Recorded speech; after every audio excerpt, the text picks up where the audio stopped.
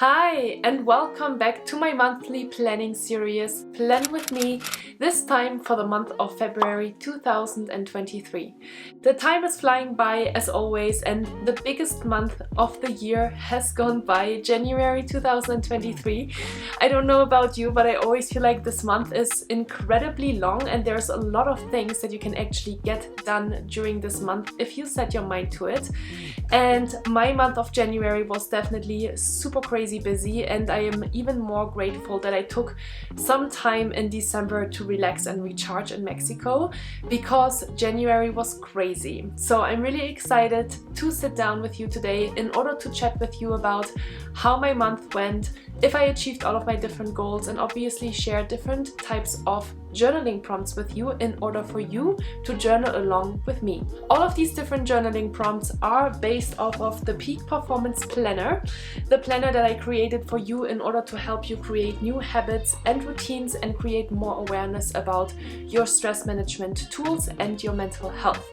If you are curious about the Peak Performance Method Planner, you can always purchase it on Amazon.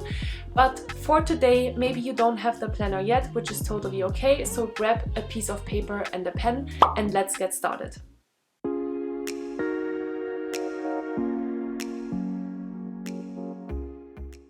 Okay, so let me share the reflection prompts with you for the month of January. And those are: number 1, what did you learn this month? What are you grateful for? What can you celebrate this month? When you're overwhelmed, how can you reconnect to the present moment? What means productivity to you? And finally, what distracted you the most this month? How can you go about reducing that? Brainstorm some ideas.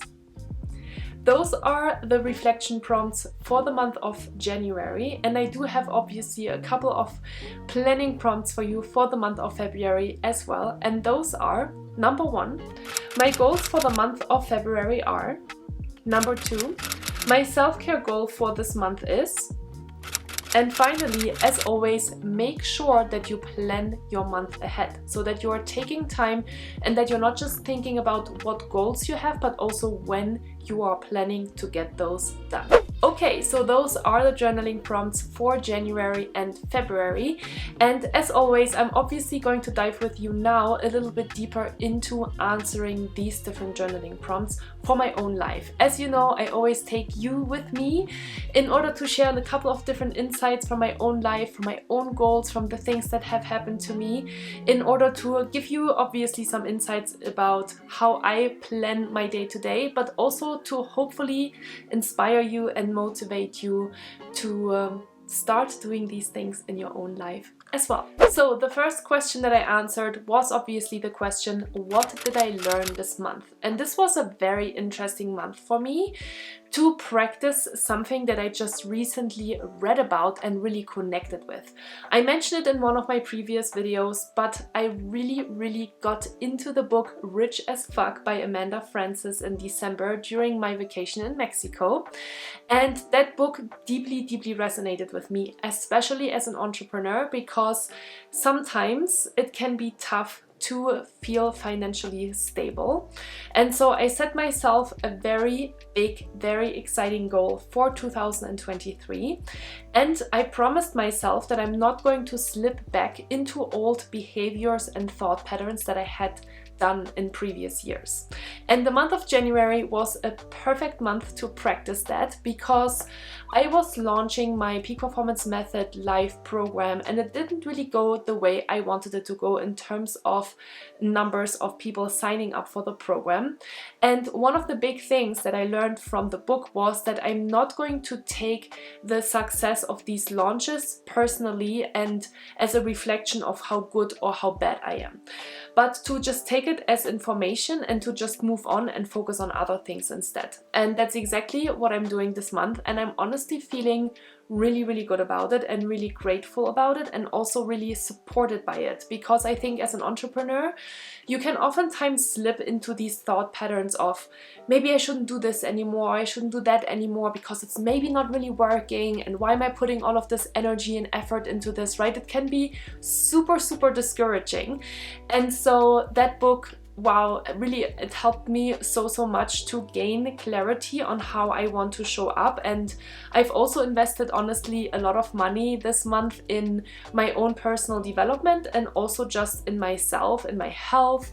I bought a new bike, I bought new cross-country skate ski gear, because it is really important for me to stay healthy and to stay active, and I wanted to invest in that, and I want to show up as a wealthy person, as a wealthy woman, and I really want to embody that. So that was really exciting for me, and that was my biggest learning, because I obviously came across these old thought patterns and challenges that I experienced in the past, but this time I didn't let myself get swept away by it, but I just observed it and then let it go and moved on to staying strong within myself, and that was really empowering this month. Okay, woo, it just got really bright in my room, so I just had to adjust some of the settings here. I hope this is fine. The sun is shining into this room and it's beautiful, so I'm going to keep on chatting with you, because I think you obviously don't care about the lighting in my room, you just want to know what I have to share with you. So the next journaling prompt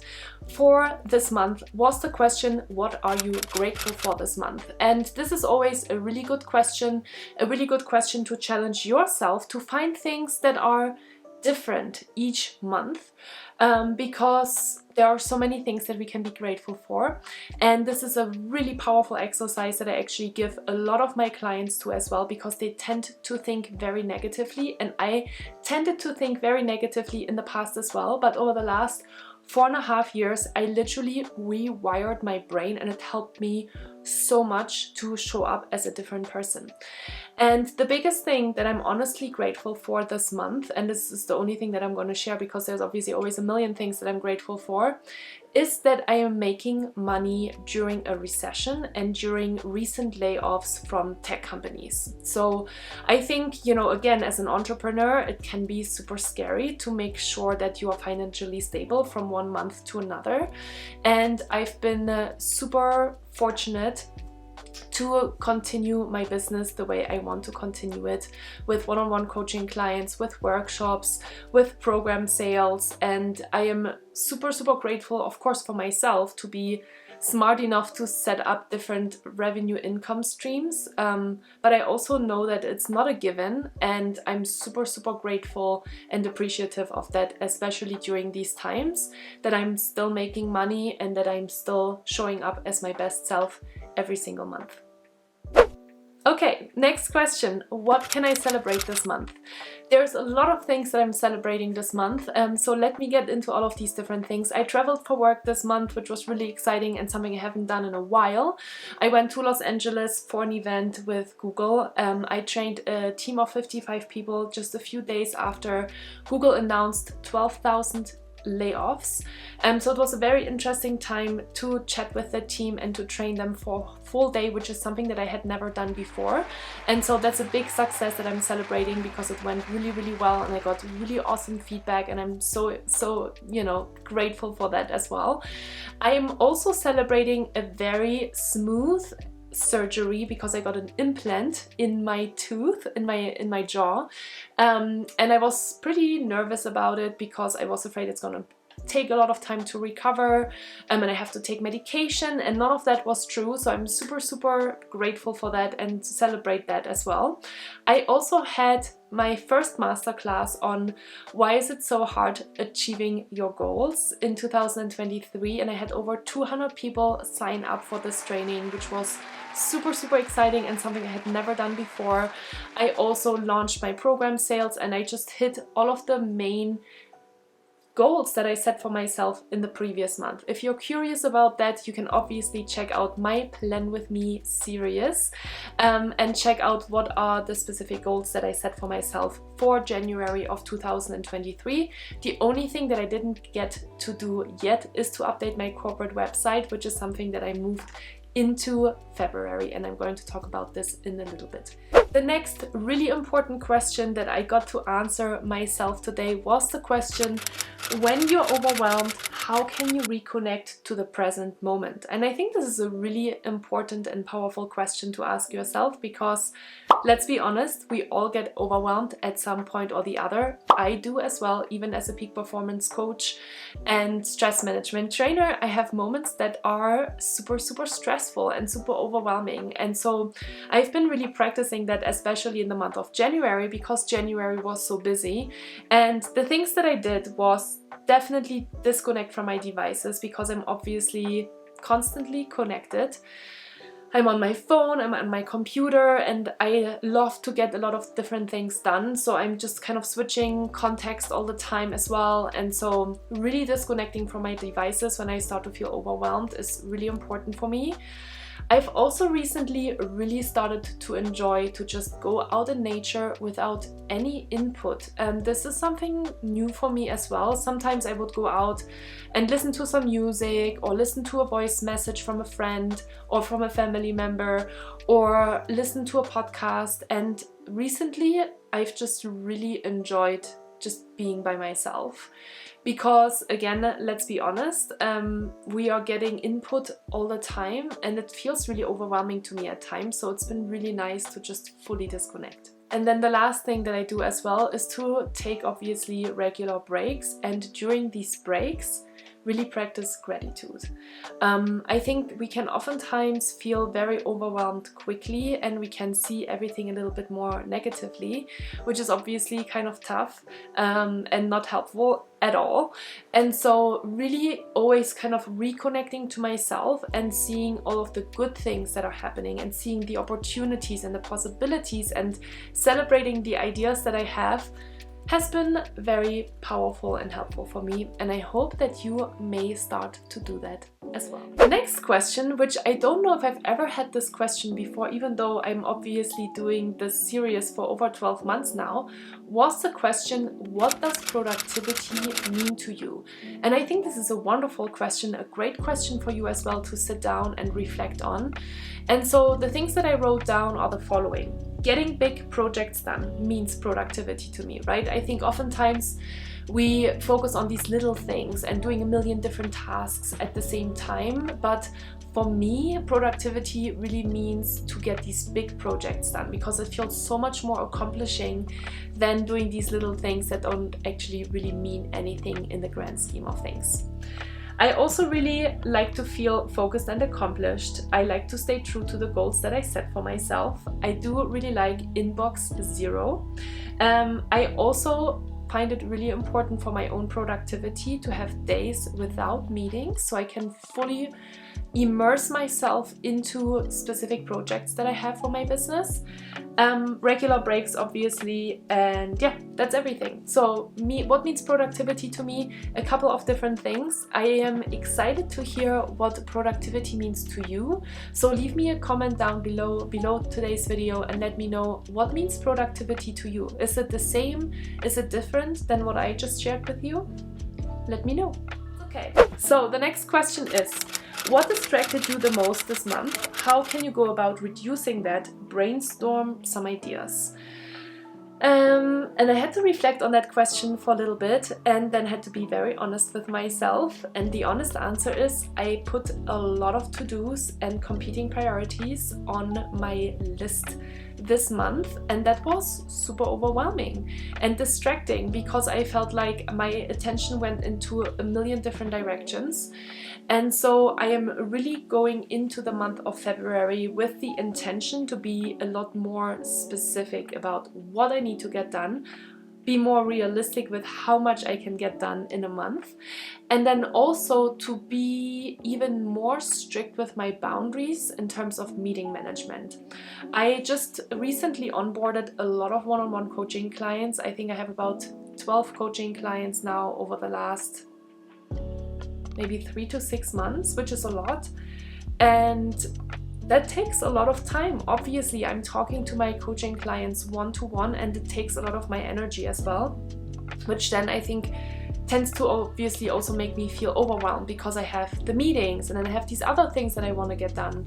And so the biggest thing that I'm taking away from today's question, from that particular question on what distracts me, is to really be better about my calendar management in February, and to really have days where I am having a lot of different meetings, but then also really creating 1 to hopefully 2 days per week where I can just focus on projects, because I want to update my corporate website, for example, and that will take me some time and some focus, and I don't want to be distracted during that time. Okay, so those were the reflection questions for the month of January, and now we are diving right into the planning questions for the month of February as well.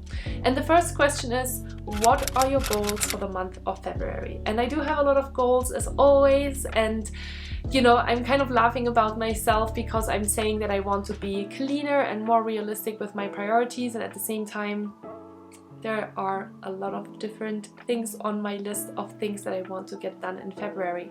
Number 1 is to update my corporate website. I already mentioned that. I also want to post my masterclass recording on my website and start promoting that. So that will be a big and exciting project.